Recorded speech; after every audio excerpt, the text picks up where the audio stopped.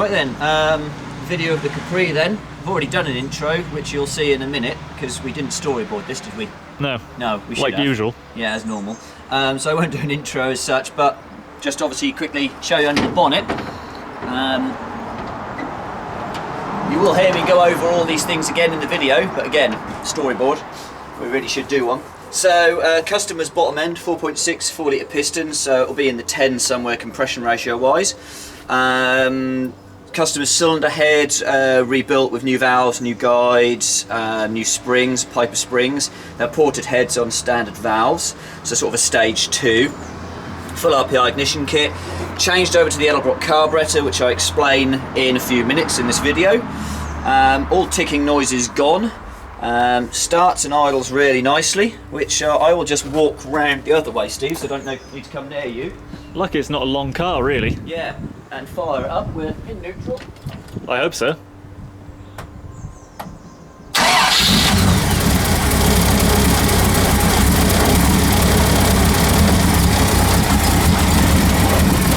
the engine's running lovely. Really nice idle on that 285 camshaft. Nice throttle response. But the noisy end's at the other end, but you've all already seen that. Right, well, you now need to head up the road to film me, which you've already done, so don't actually go, because we'll miss you. Are you sure? Yes. I'll leave if you like. Okay, cut to the next bit.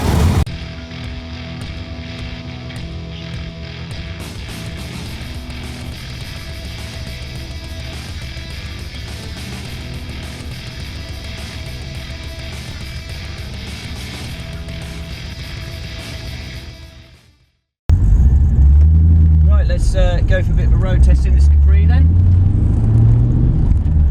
Bit of a different video setup now.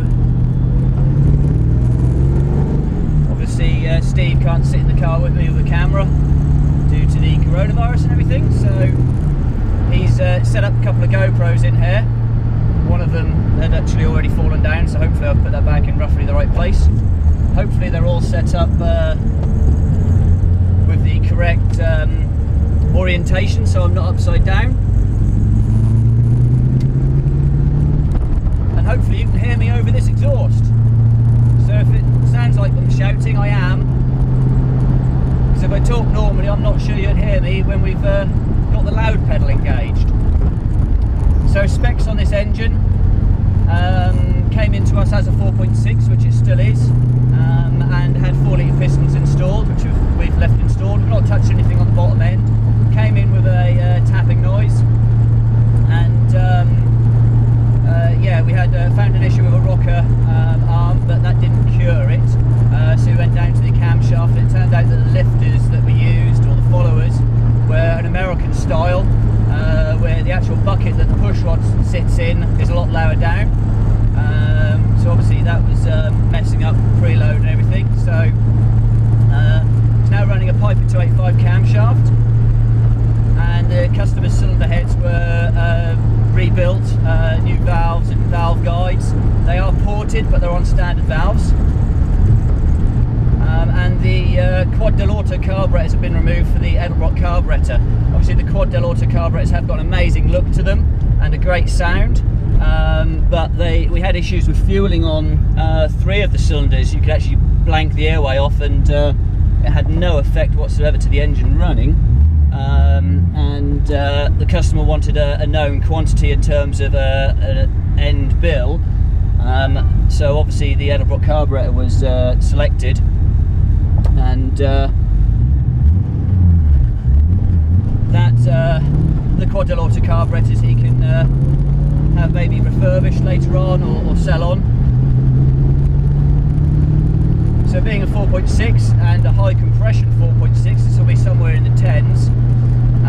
There's bags of torque down the bottom end. Engine pulls really nicely, it's smooth throughout the entire rev range. I should also mention, because I forgot, the RPi ignition kit's been applied, so the RPi amp magnetic plug leads.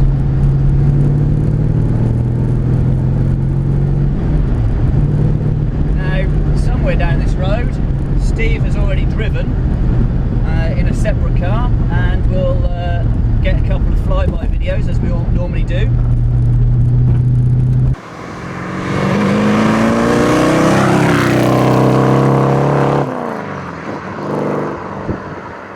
This 4.6 really does offer really lazy driving. I mean, this is a car that, you know, you wouldn't be wrong by pulling it through the rev range. It's like a TVR where it lends itself to that higher RPM driving.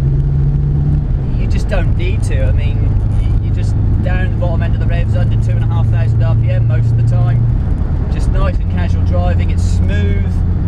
The suspension's obviously a little bit stiff. The setup of, if you've been looking at the Facebook pages, the posts we've done there, you'll see it's rose jointed throughout, almost coilovers.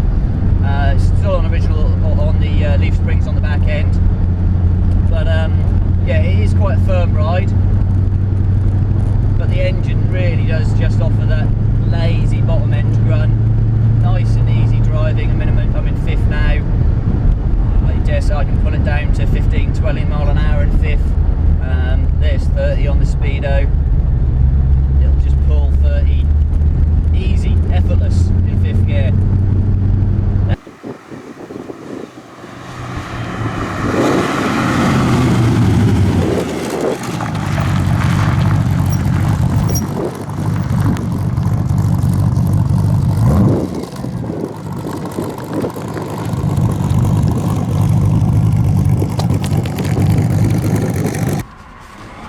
Right, we've now discussed where Steve will be sitting for the next little camera spot. So we'll go kill switch on, ignition on, and fuel pump. It's just lots of switches, and start.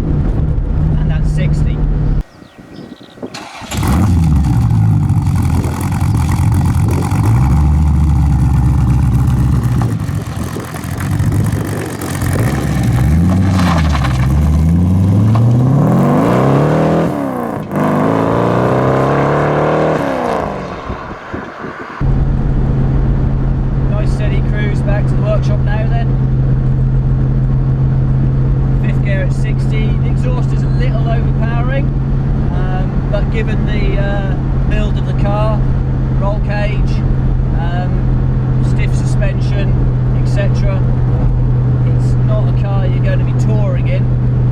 Well, you might, but it's built to be loud and proud, shall we say.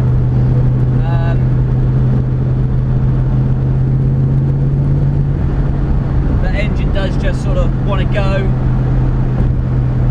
but it will sit and cruise at any RPM incredibly easily. Very, very light throttle input really to increase speed at all, and obviously slightly less than that to actually maintain speed. But in theory, if the plan is worked out, Steve should be round this corner. Just drop the speed down to 50 before we get to the signs and do a 50 fly past.